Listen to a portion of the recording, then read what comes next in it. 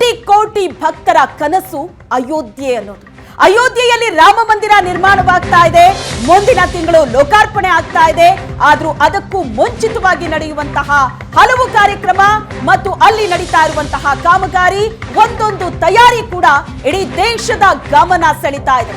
ಐತಿಹಾಸಿಕ ಕ್ಷಣಕ್ಕೆ ಸಾಕ್ಷಿಯಾಗಲಿದೆ ಅಯೋಧ್ಯೆ. ಜನವರಿ 22ರಂದು ಶ್ರೀರಾಮಲಲ್ಲಾ ದೇವರ ಪ್ರಾಣ ಪ್ರತಿಷ್ಠಾನ ಇರುತ್ತೆ. ಅದಕ್ಕೂ ಮುಂಚಿತವಾಗಿಯೇ ಹಲವು ಕಾರ್ಯಕ್ರಮಗಳು ಆರಂಭ ಆಗ್ತಾ ಇದೆ. ಇವತ್ತಿನಿಂದ ಭರ್ಜರಿಯಾಗಿ ಅಲ್ಲಿ ಕಾರ್ಯಕ್ರಮಗಳು ಆರಂಭ ಆಗತ್ತೆ. ಇವತ್ತು ಏರ್ಪೋರ್ಟ್, ರೈಲು ನಿಲ್ದಾಣ ಉದ್ಘಾಟನೆ ಆಗತ್ತೆ ದೇಶದ ಪ್ರಧಾನಿ ಮೋದಿಯಿಂದ.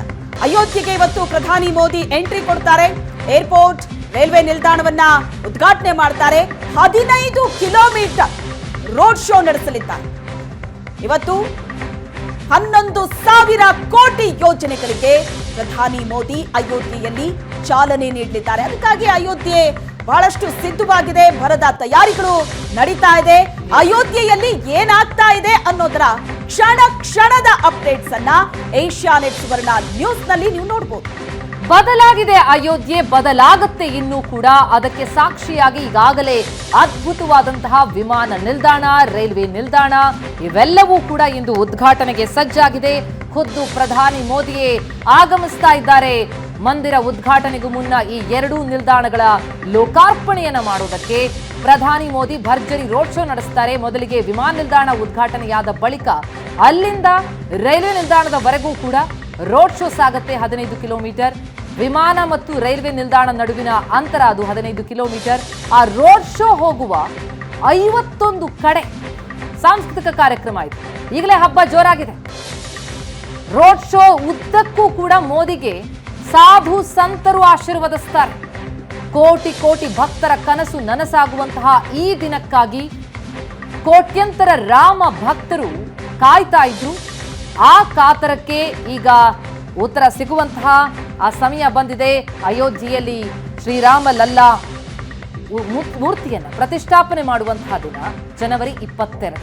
ಅದಕ್ಕೂ ಮುನ್ನ ಅಲ್ಲಿಗೆ ತಲುಪೋದಕ್ಕೆ ಬೇಕಾದಂತಹ ಎಲ್ಲ ವ್ಯವಸ್ಥೆ, ಯಾಕಂದ್ರೆ ಈ ಮುಂಚೆ ಅಯೋಧ್ಯೆಯಲ್ಲಿ ರಾಮ ಮಂದಿರ ನಿರ್ಮಾಣ ಆಗಬೇಕು ಅನ್ನೋ ಕನಸಿತ್ತು ನಿಜ. ಆದ್ರೆ ಅಯೋಧ್ಯೆಗೆ ಹೋದಂತವರಿಗೆ ಉಳಿದುಕೊಳ್ಳೋದಕ್ಕೆ ವ್ಯವಸ್ಥೆ ಆಗಲಿ ಅಥವಾ ಅಲ್ಲಿ ತಲುಪೋದಕ್ಕೆ ಸಮರ್ಪಕವಾದಂತಹ ವ್ಯವಸ್ಥೆ ಆಗಲಿ, ಯಾವುದೂ ಸಮರ್ಪಕ ವ್ಯವಸ್ಥೆಗಳು ಇರಲಿಲ್ಲ. ಹಾಗಾಗಿ ಸಂಪರ್ಕ ವ್ಯವಸ್ಥೆ ಈಗ ಎಲ್ಲವೂ ಕೂಡ ಸಿದ್ಧ ಆಗಿದೆ. ರಾಮ ಜನ್ಮಭೂಮಿ ಈಗ ಸಂಪೂರ್ಣವಾಗಿ ಬದಲಾಗಿ ಹೊಸದೊಂದು ಅವತಾರದಲ್ಲಿ ಕಂಡುಕೊಳ್ತಾ ಇರುವಂತದ್ದು. ಕೋಟಿ ಕೋಟಿ ಭಕ್ತರ ಕನಸು ನನಸಾಗುವಂತಹ ಆ ಕ್ಷಣ ಹತ್ತಿರ ಬರ್ತಾ ಇರುವಂತಹ ಈ ಸಂದರ್ಭದಲ್ಲಿ ಅದಕ್ಕೂ ಮುನ್ನ ಖುದ್ದು ಪ್ರಧಾನಿಯೇ ಬಂದು ಏರ್ಪೋರ್ಟ್ ಮತ್ತು ರೈಲ್ವೆ ನಿಲ್ದಾಣವನ್ನ ಲೋಕಾರ್ಪಣೆ ಮಾಡ್ತಾರೆ. ಅದರ ಜೊತೆಗೆ ಇನ್ನೂ ಸಾಕಷ್ಟು ಅಭಿವೃದ್ಧಿ ಕಾರ್ಯಗಳಿಗೆ ಕೂಡ ಅಲ್ಲಿ ಶಂಕುಸ್ಥಾಪನೆ ನೆರವೇರಲಿದೆ. ಯಾವ ರೀತಿ ಮಧುವಣ್ಣಗಿತ್ತಿಯಂತೆ ಸಜ್ಜಾಗಿದೆ ಶ್ವೇತಾ, ಗಮನಿಸ್ತಾ ಇದ್ದೀವಿ ನಾವು ಸ್ಕ್ರೀನ್ ನಲ್ಲಿ.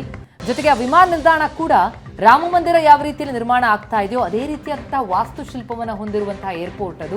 ಅಂತಹ ಒಂದು ಕಲಾತ್ಮಕ ಸ್ಪರ್ಶವನ್ನ ವಿಮಾನ ನಿಲ್ದಾಣಕ್ಕೂ ಕೂಡ ನೀಡಲಾಗಿದೆ. ಹಬ್ಬದ ವಾತಾವರಣ ಅಯೋಧ್ಯೆಯಲ್ಲಿ. ಎಸ್, ರಾಮನ ಕಾಲದಲ್ಲಿ ಹೇಗಿತ್ತು ಅನ್ನೋದು ಯಾರಿಗೂ ಕೂಡ ಗೊತ್ತಿರಲ್ಲ. ನಾವು ಯಾವುದೋ ಗ್ರಂಥಗಳಲ್ಲಿ, ಯಾವುದೋ ಹಿಂದಿನ ಪುಸ್ತಕಗಳಲ್ಲಿ ಅದನ್ನ ಓದಿ ತಿಳ್ಕೊಂಡಿರ್ತೀವಿ. ಹೀಗಿದ್ದಿರಬಹುದು ಒಂದು ಇಮ್ಯಾಜಿನೇಷನ್. ಆದರೆ ಕಣ್ಣಿಗೆ ಕಟ್ಟೋ ಹಾಗೆ ಅಯೋಧ್ಯೆ ಈಗ ರೆಡಿಯಾಗಿ ನಿಂತಿದೆ. ಅಯೋಧ್ಯೆ ನಗರಿ ಅನ್ನೋದು ಬರೀ ದೇಶದ ಅಲ್ಲ, ಇಡೀ ಜಗತ್ತಿನ ಗಮನವನ್ನ ಸೆಳೀತಾ ಇದೆ. ನೀವು ಪೋಷಕರಾಗಲು ಕಾಯುತ್ತಿದ್ದೀರಾ? ಚಿಂತಿಸದಿರಿ. ಓಯಾಸಿಸ್ ಫರ್ಟಿಲಿಟಿ 90,000 ದಂಪತಿಗಳ ಜೀವನದಲ್ಲಿ ಸಂತೋಷವನ್ನು ತಂದಿದೆ. 7825893601ಗೆ ಕರೆ ಮಾಡಿ. ಅತ್ಯದ್ಭುತ ರಿಯಾಯಿತಿ ಪಡೆಯಿರಿ ಹಾಗೂ ಎಲ್ಲರಿಗೂ ಗುಡ್ ನ್ಯೂಸ್ ಕೊಡಿ. ಇವತ್ತಿನ ಕಾರ್ಯಕ್ರಮಕ್ಕೆ ಅಯೋಧ್ಯೆ ಹೇಗೆ ಸಿದ್ಧವಾಗಿದೆ ಅನ್ನೋದರ ದೃಶ್ಯವನ್ನ ನೀವು ನೋಡ್ತಾ ಇದ್ದೀರಿ. ಇಡೀ ಅಯೋಧ್ಯೆ ಮಧುವಣಗಿತ್ತಿಯಂತೆ ಸಿಂಗಾರಗೊಂಡಿದೆ. ದೃಶ್ಯಗಳಲ್ಲಿ ನೀವು ನೋಡ್ತಾ ಇದ್ರಿ, ಎಲ್ಲ ನೋಡಿದ್ರು ಹೂವಿನ ಅಲಂಕಾರ. ರಾಮನ ಆ ಊರು ಕಣ್ಮನ ಸೆಳೀತಾ ಇದೆ.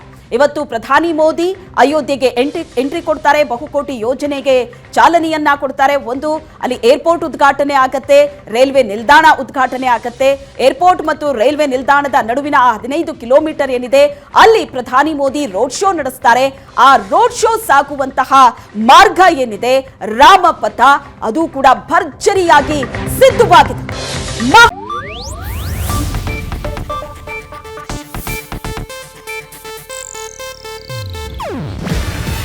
ಇದು ಏಷ್ಯಾನೆಟ್ ನ್ಯೂಸ್ ನೆಟ್ವರ್ಕ್ ಪ್ರಸ್ತುತಿ.